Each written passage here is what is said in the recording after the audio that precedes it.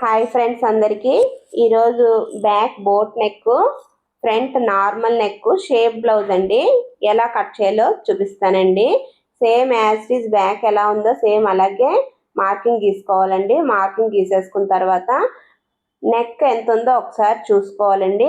మనం నార్మల్గా ఫ్రంట్ నెక్కి ఎంత పెట్టుకుంటాం, 6.5 అలా పెట్టుకుంటాం కదండి.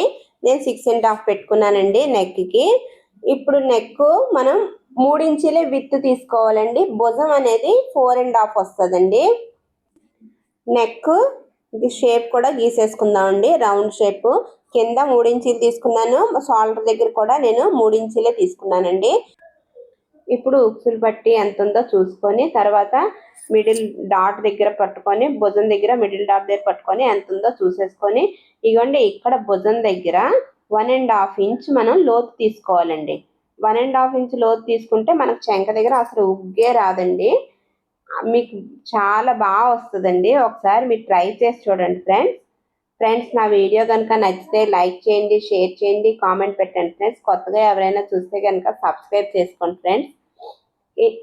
ఇంకా సేమ్ యాజ్ ఇట్ ఈజ్ ఎలా ఉందో అలాగే కట్ చేసేసుకోవాలండి. ఫ్రెండ్స్ ఈ టిప్ యూట్యూబ్లో ఎవరు చెప్పలేదు ఫ్రెండ్స్, మీరు ఒకసారి ట్రై చేసి చూడండి, చాలా బాగా వస్తుంది. వీడియో నచ్చితే కనుక లైక్ చేయండి ఫ్రెండ్స్. Thank you friends.